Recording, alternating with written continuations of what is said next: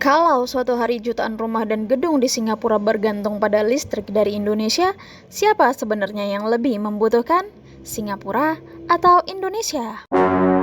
Jawabannya ternyata tidak sesederhana penjual dan pembeli. Ini adalah kisah tentang sains, ketahanan energi, dan masa depan Asia Tenggara. Di dua bagian sebelumnya, kita sudah memahami tiga hal penting. Pertama, Singapura memiliki keterbatasan ruang untuk membangun pembangkit listrik dalam skala besar. Kedua, teknologi HVDC memungkinkan listrik dikirim melintasi laut dengan efisien. Dan ketiga, Batam memiliki posisi geografis yang sangat strategis untuk menjadi penghubung antara sumber energi Indonesia dan kebutuhan listrik Singapura. Namun, semua itu memunculkan pertanyaan yang lebih besar. Apakah Indonesia hanya menjual listrik atau sedang membangun sesuatu yang jauh lebih bernilai? Untuk menjawabnya, kita harus melihat energi dari sudut pandang sains. Dalam kehidupan sehari-hari, kita sering menganggap listrik sebagai sesuatu yang selalu tersedia. Menekan saklar, lampu menyala, mengisi daya ponsel, baterai penuh. Tetapi di balik kemudahan itu, terdapat sistem yang luar biasa rumit. Dalam ilmu teknik elektro, ada istilah power system atau sistem tenaga listrik. Sistem ini bukan hanya kumpulan kabel.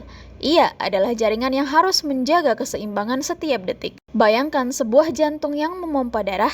Kalau aliran darah terlalu sedikit, organ tubuh kekurangan oksigen. Kalau terlalu banyak, pembuluh darah bisa rusak. Begitu pula dengan listrik. Produksi dan konsumsi harus terus seimbang. Itulah sebabnya para ilmuwan menyebut keandalan jaringan listrik sebagai salah satu fondasi utama peradaban modern. Di dunia sains, ada konsep yang disebut ketahanan energi atau energy security. Banyak orang mengira ketahanan energi berarti memiliki banyak batu bara atau minyak. Padahal definisinya jauh lebih luas. Sebuah negara dikatakan memiliki ketahanan energi jika mampu menyediakan pasokan energi yang cukup, stabil, terjangkau, dan tahan terhadap gangguan. Perhatikan kata-katanya. Bukan hanya banyak, tetapi juga stabil. Bayangkan kamu memiliki tangki air berukuran raksasa, kalau pipa distribusinya rusak, air tetap tidak akan sampai ke rumah. Begitu pula energi. Memiliki sumber daya saja tidak cukup. Harus ada teknologi untuk mengubahnya menjadi listrik, menyimpannya, mengirimkannya, dan mendistribusikannya secara aman. Karena itulah para ilmuwan tidak hanya membangun pembangkit, mereka membangun seluruh ekosistem energi. Lalu muncul pertanyaan yang menarik. Kalau setiap negara bisa menghasilkan listrik sendiri, mengapa mereka justru ingin saling terhubung? Jawabannya berasal dari cara kerja alam. Tidak semua negara memiliki kondisi geografis yang sama. Indonesia memiliki lebih dari 17.000 pulau berada di cincin api Pasifik dan menerima sinar matahari melimpah sepanjang tahun. Laos memiliki potensi tenaga air yang besar, Malaysia memiliki gas alam, Vietnam berkembang pesat dalam energi angin dan surya. Setiap negara memiliki keunggulan ilmiah yang berbeda karena kondisi alamnya. Dalam ilmu sistem, menghubungkan berbagai sumber energi ini membuat jaringan menjadi lebih tangguh. Bayangkan sebuah meja berkaki satu. Sedikit gangguan saja meja akan roboh, tetapi meja berkaki 4 jauh lebih stabil.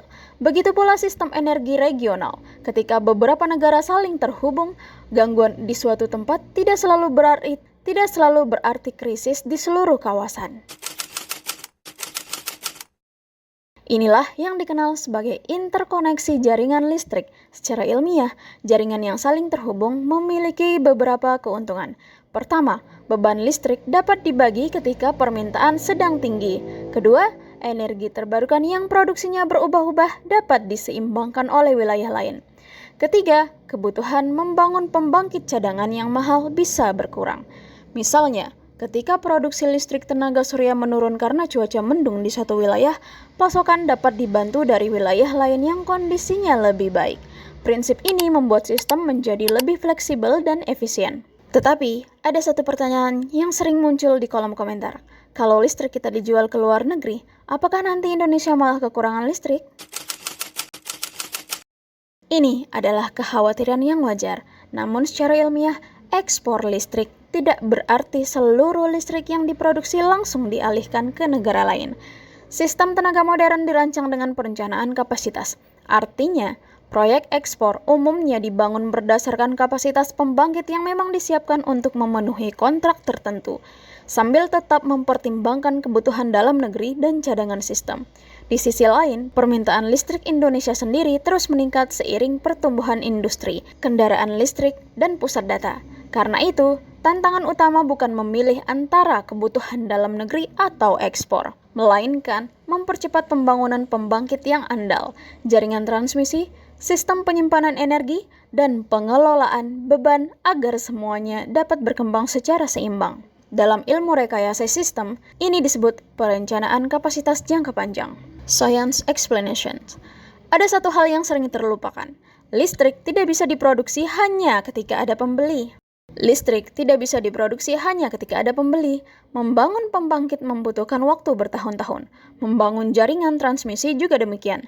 Artinya, ketika sebuah negara berinvestasi pada infrastruktur energi, manfaatnya tidak hanya dirasakan oleh pembeli, tetapi juga meningkatkan kemampuan sistem listrik nasional. Jaringan yang lebih kuat membuat distribusi listrik menjadi lebih andal, membuka peluang industri baru, dan mendukung pertumbuhan ekonomi berbasis teknologi.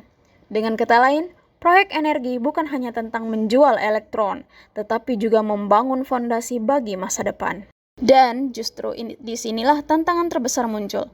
Dunia sedang memasuki era kecerdasan buatan dan kendaraan listrik. Pertanyaannya, apakah listrik yang kita miliki hari ini akan cukup untuk masa depan? Semakin banyak kendaraan listrik, semakin banyak pusat data, semakin banyak industri berbasis kecerdasan buatan. Semua membutuhkan listrik dalam jumlah besar. Dalam pandangan sains, energi akan menjadi salah satu bahasa utama pembangunan abad ke-21. Negara yang mampu menghasilkan energi bersih, stabil, dan efisien akan memiliki posisi yang semakin penting dalam perekonomian global. Indonesia memiliki modal alam yang besar, tetapi modal saja tidak cukup. Yang menentukan adalah bagaimana ilmu pengetahuan, teknologi, inovasi, dan sumber daya manusia digunakan untuk mengelolanya secara berkelanjutan. Namun, masih ada satu pertanyaan terakhir. Apakah ekspor listrik selalu baik bagi lingkungan? Bagaimana dengan pembangunan PLTS skala besar? Apa dampaknya terhadap ekosistem? Dan bagaimana masa depan proyek ASEAN Power Grid, jaringan listrik lintas negara yang telah lama direncanakan?